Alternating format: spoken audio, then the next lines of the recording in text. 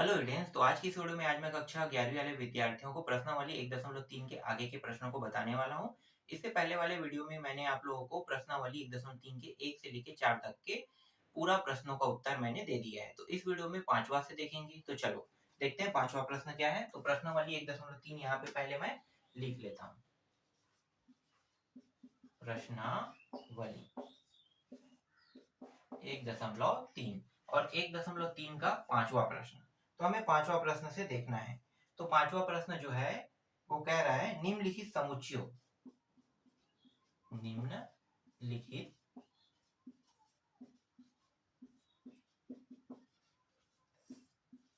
समुच्चयों के सभी उप समुच्चय जिसे हम अंग्रेजी में क्या कहते हैं, सबसेट। ठीक है, सबसेट लिखिए लिखिए। ठीक है, इसके अंदर कुछ प्रश्न दिए हुए हैं। जैसे पहला को हल करते हैं। तो पहला जो है वो 0 और 1 दिया है। ये जो पहला जो दिया है 0 और 1, इसका क्या निकालना है, सबसेट। मतलब और भी कितने टुकड़े हो सकते हैं उसे हम क्या कहते हैं, सबसेट। तो चलो इसका सबसेट बनाते हैं। तो सबसेट बनाने के लिए जो अवयव होते हैं ना, एलिमेंट, वो हमेशा दो ही रहता है। तो उप समुच्चय उप समुच्चय बनाने के लिए अवयव, उप समुच्चय अवयव बराबर 2। तो उप समुच्चय के अवयव जो है वो 2 रहते हैं। अब यहाँ पे जितने संख्या रहे, जैसे 1 और 2, दो संख्या है ना, तो दो संख्या, तो इसके ऊपर क्या होता है, ये घात के रूप में लगता है। तो 2 के ऊपर क्या करना है, हमें घात के रूप में इन सभी को लगाते जाना है। ठीक है, तो उप समुच्चय अगर संख्या निकालते हैं, याद रखना, उप समुच्चय संख्या अगर निकालते हैं तो 2 के ऊपर क्या लग जाएगा, घात। हमेशा उप समुच्चय निकालेंगे तो अवयव 2 ही रहेगा और 2 के ऊपर घात, घात को हम n से प्रदर्शित करेंगे। ठीक है, तो ये बात ध्यान रखना कि उप समुच्चय अवयव निकालेंगे तो जो उप समुच्चय अवयव जो रहेगा वो 2 रहेगा, मतलब 2, और यहाँ पे जितना संख्या रहेगा वो उसके घात बनेगा। तो घात को हम किससे प्रदर्शित करेंगे, n से प्रदर्शित करेंगे। जब इसे आगे हल करेंगे तो ये हो जाएगा 2 का घात कितना हो जाएगा, देखो 1 2, तो 2 का घात 2 मतलब 4।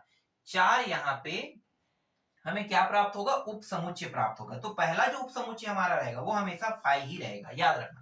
पहला 5 लेना है, फिर दूसरा यहाँ पे कितना दिया है, 0। ठीक है, दूसरा 0, तीसरा 1 रहेगा, और चौथा इन दोनों को एक साथ लेना होता है। तो देखो उप समुच्चय आपको क्या प्राप्त हुआ, उप समुच्चय में 1 प्राप्त हुआ, 5 0 1, फिर 0 और 1। तो देखो 2 का घात 4 का मतलब यहाँ पे कितने उप समुच्चय बने, 4 उप समुच्चय बने। ठीक है, ये समझ में आ गया पहला। अगर पहला समझ में नहीं आ रहा है तो दूसरा से देख लेते हैं, है ना। चलो दूसरा देखो, पहला समझ में ना आए तो दूसरा प्रश्न को हल करो। तो दूसरा प्रश्न जो है उसमें दिया है 1 और ए दिया हुआ है। ठीक है, इस तरीके से यहाँ भी कितने हैं, देखो ये तो सब में एक रहेगा ना, सब में उप समुच्चय के अवयव 2 रहेंगे, सब में 2 रहेगा। ठीक है, यहाँ पे जो संख्या बढ़ेगा तभी घात बढ़ेगा, संख्या नहीं बढ़ता है तो घात नहीं बढ़ेगा। ठीक है, ये और ये सब में रहेगा, उप समुच्चय अवयव 2 सब में रहेगा। अवयव मतलब हम अंग्रेजी में से एलिमेंट कह देते हैं। तो 2 रहेगा, और उप समुच्चय संख्या जो है 2 के ऊपर घात को प्रदर्शित करेगा। ये जो संख्या है ये क्या है, घात को प्रदर्शित कर रहा है। तो कितने संख्या, 2, तो 2 संख्या 2 घात, यहाँ भी 4 क्या प्राप्त होगा, उप समुच्चय प्राप्त होगा, है ना, जिसे हम सबसेट कहते हैं। तो यहाँ भी 4 सेम सबसेट प्राप्त हो रहे हैं। तो उन चारों सबसेटों को लिख लेते हैं। एक तो आपका 5 रहेगा, ये मैं पहले ही बता दिया हूं। दूसरा 1, तीसरा ए, और चौथा इन दोनों को एक साथ, एक और ए को। तो देखो यहाँ पे कितने उप समुच्चय प्राप्त हो गए, टोटल 4। ठीक है, तो ये दूसरा भी समझ में आ गया। अगर दूसरा प्रश्न भी समझ में नहीं आ रहा है तो भाई आगे के और प्रश्न है उसको देख लेते हैं। ठीक है, तीसरा में अब मान कितना दिया है देख लेता हूं मैं।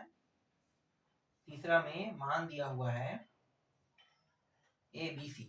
ठीक है, तीसरा में ए बी और सी दिया है। ठीक है, अब इसके कितने उप समुच्चय बनेंगे, तो यहाँ पे हमें बदलाव कहाँ पे करना है, बस यहीं पे तो करना है ना, सब सेम रहेगा। देखो सब सेम रहेगा, यहाँ पे उप समुच्चय अवयव 2 रहेगा, उप समुच्चय संख्या है ना निकालने के लिए 2 का घात n, तो देखो n का मान कितना होगा, 1 2 3, 3 है ना, तो 2 का घात 3 कर देंगे, तो कितना होगा, 2 को 3 बार गुणा करो, 2 दूनी 4, 4 दूनी 8, तो 8 यहाँ पे क्या बनेंगे, उप समुच्चय। ठीक है, सबसेट बनेंगे, तो 8 सबसेट को निकालते हैं। तो पहला जो हमारा सबसेट रहता है वो हमेशा क्या रहता है, 5, तो 5 को तो लेंगे ही लेंगे। इसके बाद एक अंक a का बन रहा है, एक b का बन रहा है और एक c का बन रहा है। ठीक है, c का भी हो गया। अब क्या करेंगे, दो दो को कंबाइन करेंगे, a और b, a और b के लिए बनाते हैं ना, एक ये हो गया, फिर a और c का करेंगे, तो ये a और c का हो गया। ठीक है, ये a का और c का हो गया, तो a और c हो गया। अब क्या करेंगे, अब b वाले का लेते हैं, फिर दो कंबाइन करो, तो इन दोनों को कंबाइन करो, तो ये हो गया b और c। ठीक है, कितने हो गए, 7 हो गया होगा, एक और बचा, 1 2 3 4 5 6 7, एक है ये पूरा, अंतिम में इसे लिखना है, तो a b c, ये भी तो एक क्या है, सबसेट है। तो देखो 8 हमें क्या प्राप्त हुआ, सबसेट प्राप्त हुआ। समझ में आया ये कैसे बनता है, कैसे बनाया जाता है ये प्रश्न? अगर समझ में नहीं आया तो और भी प्रश्न है, उससे समझ सकते हो। तो यहाँ पे इस बार चौथा को देखते हैं। चौथा जो प्रश्न है इसमें 4 दिया हुआ है ना, ए बी सी, और यहाँ पे एक और मान दे दिया है, डी दे दिया है। ठीक है, इस बार 4 दे दिया है, तो 4 दे दिया है, तो यहाँ पे देखो 1 2 3 4, कहाँ पे बदलाव करेंगे, ये तो सब सेम रहेगा, बदलाव सिर्फ यहाँ पे करेंगे। घात 4, 2 का घात 4 बार, मतलब 2 गुणित 2 गुणित 2 गुणित 2, कितना होगा, 16। तो 16 यहाँ पे इस बार क्या बनने वाले हैं, सबसेट बनने वाले हैं। तो 16 सबसेट कौन कौन से है उसको देख लेते हैं। तो 16 सबसेटों में जो पहला होता है वो आपका क्या रहेगा, 5। ठीक है, पहला तो 5 रहेगा ही रहेगा सब में। फिर दूसरा ए बी सी डी 4 तक के जाएगा, तो ये ए आपका पहला, फिर बी दूसरा, सी तीसरा, डी चौथा, 4 हो गया। अब कंबाइन करो ए बी, है ना, पहले क्या करोगे, ए बी, फिर ए सी, फिर ए डी, तो 3 तो यहीं से निकल गया। देखो ए बी ए सी और ए डी। ठीक है, ए वाला हट गया, अब ए को हटा दो, है ना, ए के साथ जितने भी निकल रहे थे वो सब बन गया। अब क्या करेंगे, बी सी और बी डी को लेंगे, तो यहाँ पे बी सी और बी डी को ले लेते हैं। अब बचा क्या है, सी डी बस और बचा है ना, सी डी, तो सी डी को ले लो, ये रहा सी और डी। कितने हो गए, देखो 1 2 3 4 5 6 7 8 9 10 11, 11 हो गया। अभी बचा है कितना, 5। अभी तो ये दो दो का जोड़ा हुआ है ना, अब तो 3 3 का जोड़ा बनेगा, तो 3 का जोड़ा, इन तीनों को पहले ले लो, ए बी सी को, तो ये ए बी सी, 3 का जोड़ा बन गया।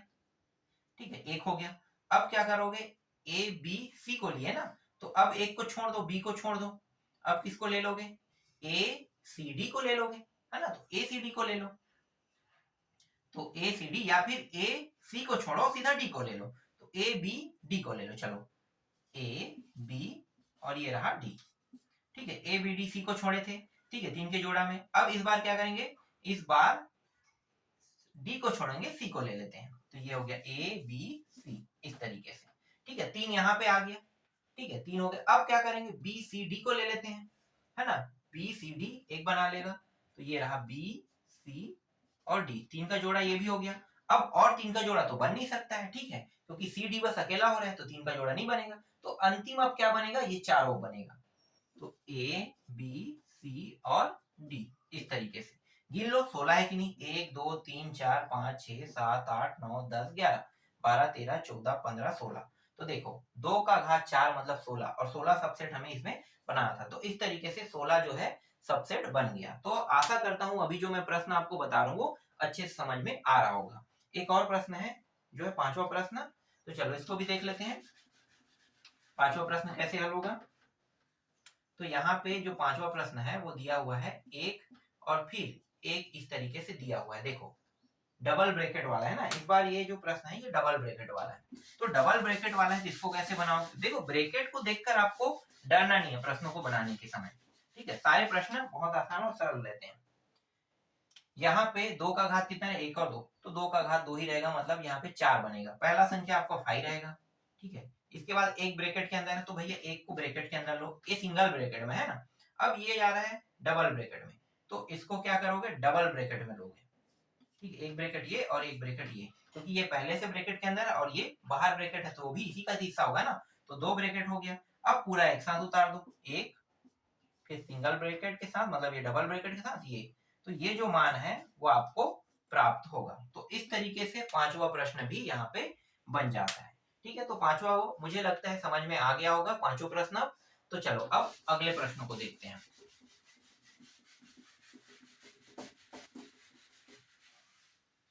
अगला जो प्रश्न है उसमें क्या बनाना है, चलो पूरा लिख लेते हैं।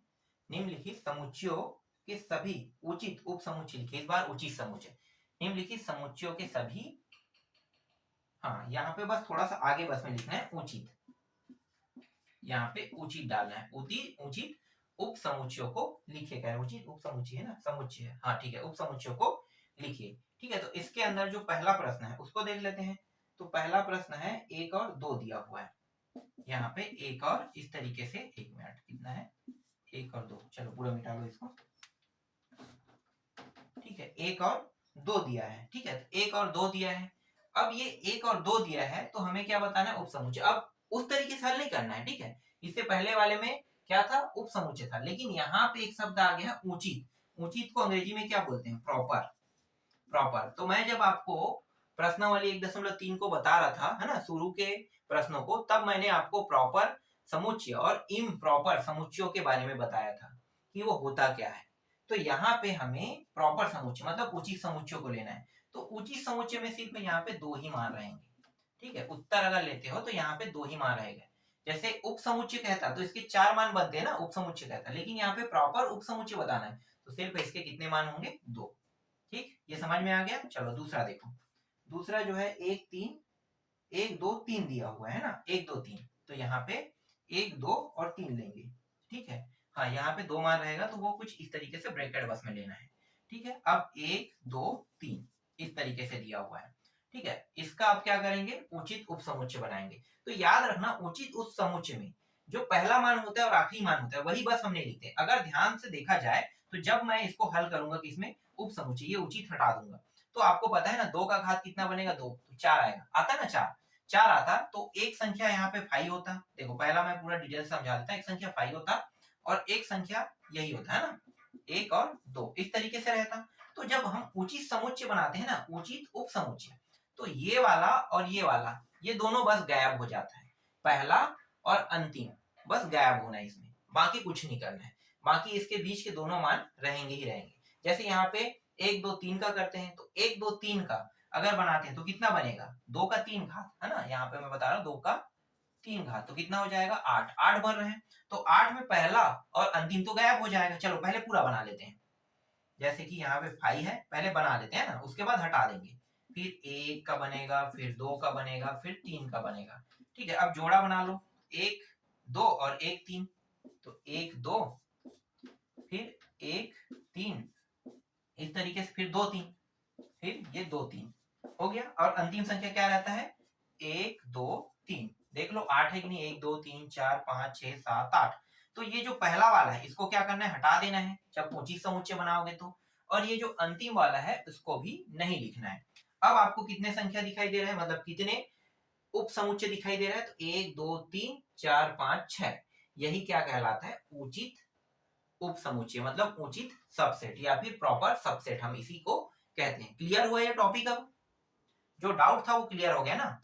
चलो अगला देखो, अगर ये समझ में ना आए तो और भी है।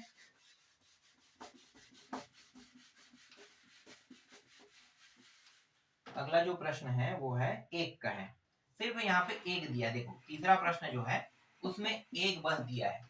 अब 1 का अगर करोगे तो 2 का घात 1 कितना आ रहा है, 0, है ना। 2 का घात, देखो यहाँ पे कितना आएगा, 2 का घात 1, मतलब 2 एकम 2, तो 2 बन रहे हैं ना, 2 का घात 1 तो 2 बन रहा है। तो 1 तो आपका क्या हो जाएगा 5 और 1 क्या हो जाएगा 1, ठीक है। लेकिन हमें इनको भी नहीं लेना है 5 को और इनको भी नहीं लेना, क्योंकि ये 5 पहला है और ये खुद अंतिम हो रहा है, इसके बीच में कोई खाली स्थान जगह है कि नहीं, नहीं है ना, खाली स्थान जगह नहीं है, इसलिए इसमें एक भी प्रॉपर या उचित उप समुच्चय नहीं होंगे। तो उत्तर क्या लिखोगे? एक भी उचित उप समुच्चय नहीं है। ठीक है, एक भी उचित उप समुच्चय नहीं है। तो ये समझ में आ गया ना? देख लो, ये दोनों के बीच में कोई खाली स्थान जगह नहीं है। खाली स्थान जगह नहीं मतलब एक भी इसमें उचित समुच्चय नहीं है। ये खुद फाई है, फाई को हम लेंगे नहीं, और ये खुद प्रश्न का लास्ट पॉइंट बनता है, तो लास्ट पॉइंट को भी नहीं लेंगे। इसके बीच में जो मान आएगा उसी बस को लिखना होता है। तो यहाँ पे एक भी उचित उप समुच्चय नहीं है। तो यही क्या होगा? इसका उत्तर होगा। ठीक है, ये समझ में आ गया। चलो, छठवा भी हो गया है ना। छठवा के बाद सातवां देखते हैं। सातवां में क्या बनाना है, क्या करना है। चलो यहाँ पे सातवां को भी देख लेते हैं। तो सातवां प्रश्न क्या कह रहा है भाई?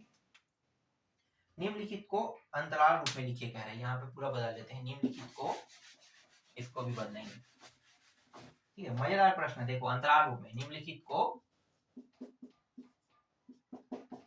अंतराल रूप में लिखिए। पहला प्रश्न अंतराल रूप में बनाते हैं। तो अंतराल रूप में बनाते हैं तो पहला प्रश्न ले लेते हैं। यहाँ पे दिया हुआ है कोष्टक के अंदर x है ना, x एलिमेंट जिसे हम बिलोंग करता है कहते हैं ना।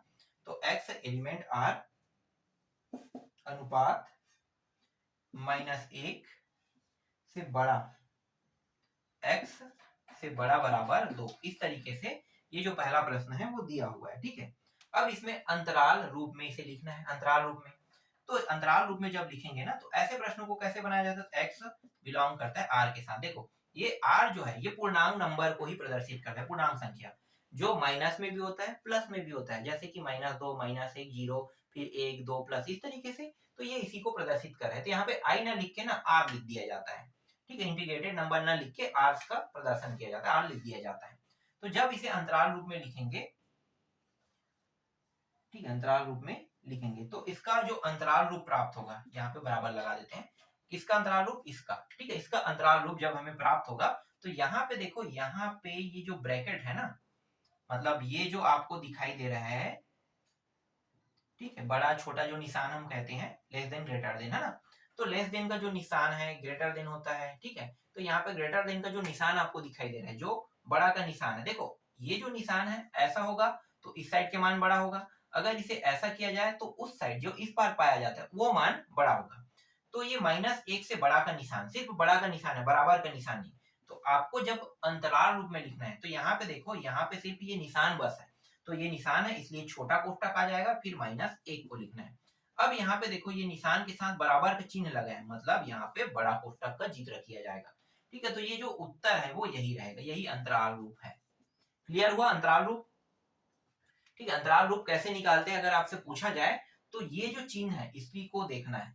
अगर ये चिन्ह ऐसा है, सिर्फ अकेला है, नीचे में बराबर नहीं, तो आपको छोटा कोष्टक लगाना है, और ये चिन्ह के साथ नीचे में बराबर है तो पीछे वाले में बड़ा कोष्टक लगाना है। इसी को हम अंतराल रूप कहते हैं। पहला समझ में नहीं आया होगा तो दूसरा से समझ जाना। चलो, दूसरा प्रश्न मैं यहाँ पे लिख लेता हूँ। सेकेंड प्रश्न है, x बिलोंग करता है r के साथ, मतलब x का एलिमेंट r है ना, मतलब r का एलिमेंट, चलो जैसा भी पढ़ लो। ठीक है, ये हो गया। फिर 1 बड़ा बराबर 2, फिर -3, फिर बड़ा बराबर 0। ठीक है, इस तरीके से दिया हुआ है। तो चलो पहले क्या करेंगे, पहले इसको थोड़ा सा हल करेंगे। यहाँ पे मैं कुछ भूल गया क्या? 2 के साथ x है, ऐसा कुछ था। हाँ, 2 के साथ x है, तभी तो मैं सोच रहा था कुछ मैं भूल गया क्या। तो देखो, इस प्रश्न को पहले हल कर लेते हैं। x बिलोंग r, ठीक है, ये। अब यहाँ पे देखो, यहाँ पे 3 जो है ना, यहाँ पे 2x के साथ क्या है, जो घटाने के फॉर्म में। तो मुझे यहाँ से 3 को हटाना है, तो मैं क्या करूंगा, यहाँ भी +3 जोड़ूंगा और यहाँ भी +3 जोड़ूंगा। क्यों मैं जोड़ रहा हूँ दोनों साइड, यहाँ भी, क्योंकि यहाँ पे मैं अगर लाऊंगा डायरेक्ट एक जगह में नहीं ला सकता 3 को, तो 3 को डायरेक्ट यहाँ पे प्लस करूंगा तो यही बस कटेगा। लेकिन यहाँ के जो अर्थ है वो कुछ भी चेंज नहीं हो रहा है। तो यहाँ पे भी क्या करना है, अगर हमें किसी संख्या को लेना है तो ये पहला पद, दूसरा और तीसरा, तीनों पद में एक साथ लेना होगा।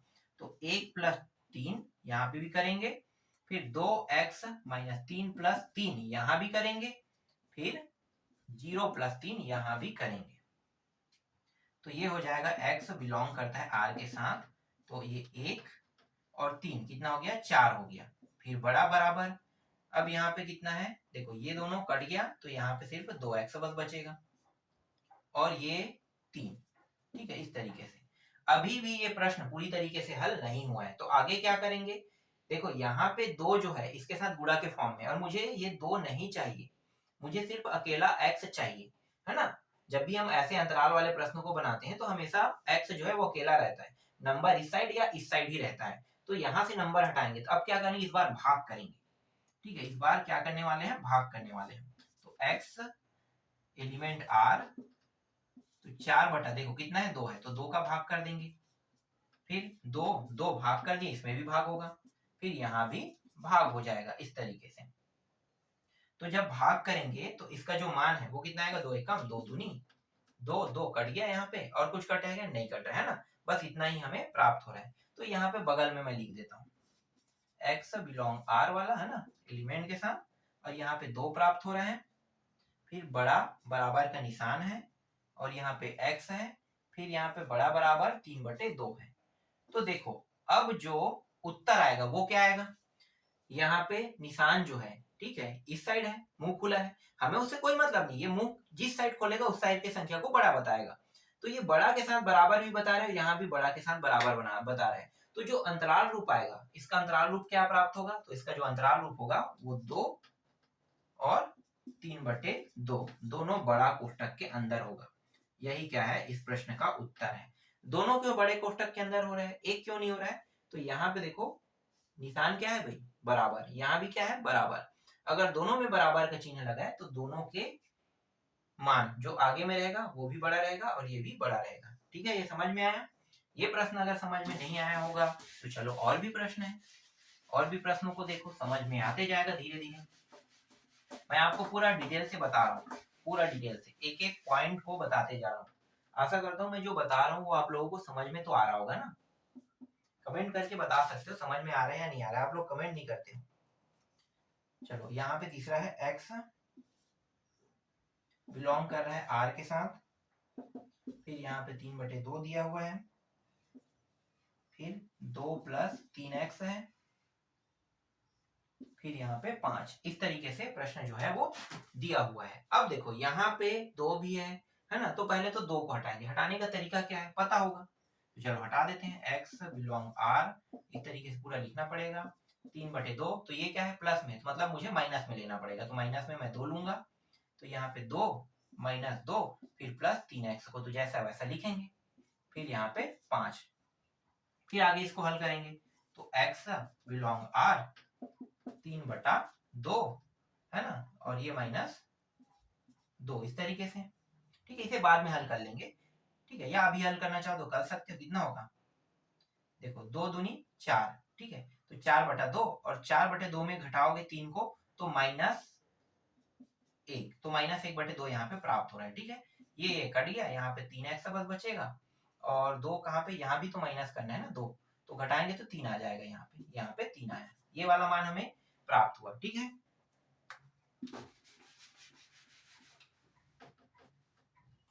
थोड़ा सा है उसको बाकी को यहाँ पे हल कर लेते हैं। अब देखो यहाँ पे 3 भी है, मुझे x अकेला चाहिए, तो 3 को हटाने का तरीका क्या है, 3 का नीचे से भाग कर दे, है ना, तो ये हो जाएगा यहीं पे। ठीक है, ये पूरा लिखना पड़ेगा, तो मैं यहाँ पे सिर्फ इतने बस को लिख रहा हूँ, तो ये हो गया माइनस, और ये 3 का इसके साथ भाग करेंगे ना, तो 2 तो पहले से नीचे में था, तो 2 गुणी 3 हो जाएगा, फिर 3x, फिर ये भी 3, फिर 3 और ये 3। ठीक है, तो कटा दो, देखो ये 3 और ये 3 कट गया, और कुछ कट रहा है क्या, नहीं कट रहा है ना, तो ये -1/6 हो जाएगा, तो यहाँ पे लिख लेते हैं -1/6, फिर इससे बड़ा x, और x से बड़ा 3 एकम 3 एकम, मतलब यहाँ पे 1 आ रहा है, तो ये 1। ठीक है, अब इसके लिए कौन सा निशान बनेगा, इसे ब्रैकेट के अंदर, इसके आगे वाले को मैं लिखा नहीं हूं ना, तो इसको भी लिख लेते हैं, x बिलोंग क्या है, r है, ये रहा। ठीक है, अब अंतराल निकालते हैं, तो देखो ये रहा -1/6, यहाँ पे देखो निशान कौन सा है, तो मतलब ये छोटा वाला रहेगा। यहाँ भी देखो निशान कितना है, ये एक ही है, बराबर इसके साथ नहीं है, तो इसलिए ये जो है ये छोटा कोष्टक में रहेगा। यही क्या है इस प्रश्न का उत्तर है। तो इस तरीके से अंतराल वाले प्रश्नों को बनाया जाता है। 3 तक के मैंने बता दिया। अभी और प्रश्न है, उसको भी देख लेते हैं। ठीक है, इसके बाद चौथा प्रश्न देखो।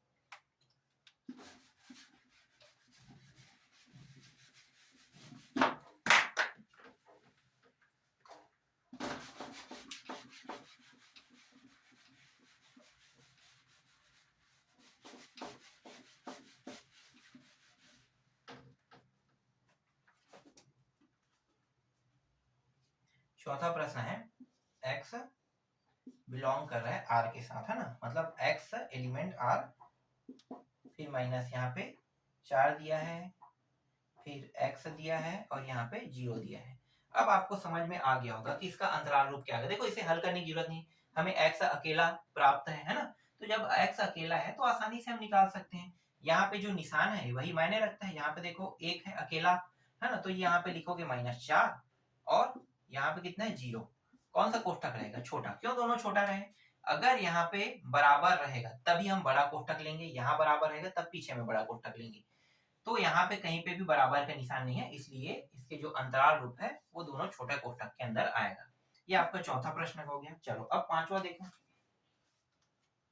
यहाँ पे x एलिमेंट r, फिर 0 बड़ा बराबर 3, ओ सॉरी बड़ा बराबर यहाँ पे x है और फिर 3 है, फिर इस तरीके से देखो। अब यहाँ पे देखो, है ना, यहाँ पे देखो, यहाँ पे 0 है, 0 वाले जो मान है उसके आगे क्या है, बड़ा और बराबर, मतलब 0 जो है वो बड़ा कोष्ठक के अंदर लिखा जाएगा और ये वाला जो है वो छोटे कोष्ठक के अंदर 3 को। ठीक है, इस तरीके से। तो ये जो है इसका अंतराल रूप है। ये क्लियर हुआ। छठवा देखो, फटाफट सारे प्रश्नों के उत्तर देख लेते हैं। x बिलोंग कर रहा है r के साथ, तो यहाँ पे 2 है, फिर 2 से बड़ा x है, x से बड़ा बराबर 6 है, इस तरीके से है। तो देखो अब क्या करना है, यहाँ पे 2 को देखो, 2 और यहाँ पे क्या है 6, दोनों को लिख लेते हैं। ठीक है, अब कौन सा कोष्ठक आगे में आएगा, कौन सा कोष्ठक पीछे में आएगा, ये आपको कैसे पता चलेगा। तो देखो यहाँ पे ये जो निशान है ये अकेला है, मतलब ये छोटा कोष्ठक वाला है। ठीक है, और ये वाला जो निशान है वो बराबर के साथ है, तो बराबर के साथ है इसलिए बड़ा कोष्ठक के साथ रहेगा। तो इस तरीके से आपका छठवां भी बन गया। सातवां प्रश्न जो है इसको बना के देख लेना, सातवां प्रश्न। ठीक है, तो सातवां प्रश्न को मैं छोड़ देता हूँ। चलो यार यहाँ पे एक प्रश्न है, इसको क्या छोड़े, ठीक है, इसको भी बना ही देते हैं। ये -5 बड़ा बराबर x बड़ा बराबर 2 है। ठीक है, ये 2 तक के दिया हुआ है। चलो फटाक से इसको हल कर लेते हैं। देखो यहाँ पे और यहाँ पे क्या दिया हुआ है भाई, दोनों में देखो दोनों बराबर, मतलब -5 और 2, ये दोनों के कोष्ठक क्या रहेंगे, बड़े रहेंगे, क्योंकि दोनों जो है वो बराबर के साथ है। तो दोनों के जो अंतराल रूप प्राप्त हो रहा है वो बड़े कोष्ठक के अंदर प्राप्त होगा। तो मुझे अब ऐसा बिल्कुल भी नहीं लगता है कि प्रश्नावली 1.3 का जो सातवां प्रश्न है वो आपसे नहीं बनेगा, है ना। सातवां प्रश्न जो है वो आसानी से बन जाएगा और मैंने बना के भी दिखा दिया है। तो अब आपको पूरी तरीके से समझ में आ गया होगा। चलो अब आठवां देखते हैं। आठवां प्रश्न, पहले इन सभी को मिटा लेते हैं, इसमें थोड़ा वो चेंज करना है क्या। चलो प्रश्नों को थोड़ा सा चेंज करेंगे, जहां पे चेंज करना रहेगा वहां पे चेंज कर देंगे।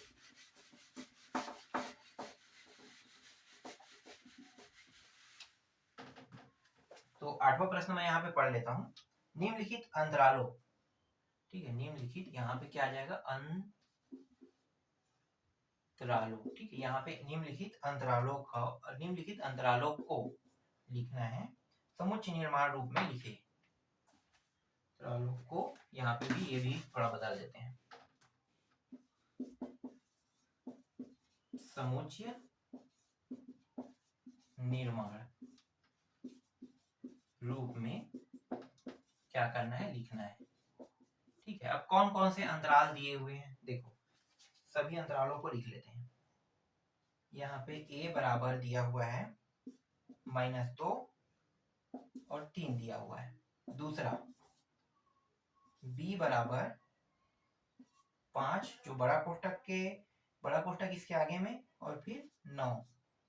फिर तीसरा c बराबर 8 11 दोनों बड़ा कोष्ठक में, ये वाला ऊपर है ना, और ये दोनों छोटा कोष्ठक में है, और ये नीचे वाला है ये बड़ा कोष्ठक के अंदर है और ये छोटा कोष्ठक के अंदर है, और ये चौथा d बराबर छोटा कोष्ठक के अंदर 4 है और बड़ा कोष्ठक के अंदर 9 है। ठीक है, तो देखो इससे पहले वाले जो 7वां प्रश्न है जब उसको हल कर रहे थे तो इस तरीके से निकालते थे ना, अब क्या करेंगे उल्टा करने वाले हैं। तो ये प्रश्न भी बहुत ही आसान है। चलो x इस तरीके से तो लिखना ही पड़ेगा सब में, है ना, तो सब में लिख लेते हैं, यहाँ भी x r और ये रहा ये भी x और ये r। ठीक है, सब में लिख लिए। अब दो दो बिंदु सब में लगा दो। ठीक है, सब में दो दो बिंदु लगा देते हैं। अब देखो यहाँ पे -2 है तो -2 को अब लिखेंगे। अब यहाँ पे कौन सा कोष्ठक है, छोटा, तो छोटा कोष्ठक है, इसका मतलब क्या है, ये निशान ऐसा रहेगा। ठीक है, अब x की ओर जाएगा और 3 जो है वो -2 से बड़ा है, इसलिए ये जो देखो ये जो निशान है वो उस साइड खुल रहा है ना, इस साइड ना खुल के किस साइड खुल रहा है, उस साइड खुल रहा है। उस साइड खुल क्यों रहा है, क्योंकि ये जो -2 है वो 3 से क्या है, छोटा है। तो -2 से बड़ा कौन होगा, x, और x से बड़ा कौन होगा, 3। ठीक है, और यहाँ पे देखो कौन सा निशान है, छोटा है ये भी, तो 3। ठीक है, इस तरीके से। तो ये रहा आपके पहले प्रश्न का उत्तर।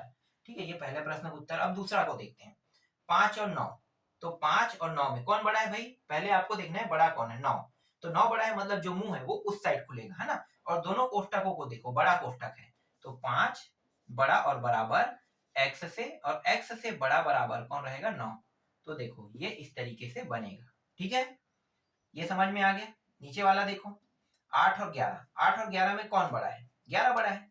तो 11 बड़ा है तो मुंह किस साइड खुलेगा, को ये जो ब्रैकेट दिया है इसका, मतलब ये जो निशान है उसका मुंह किस साइड खुलेगा, उसी साइड, है ना।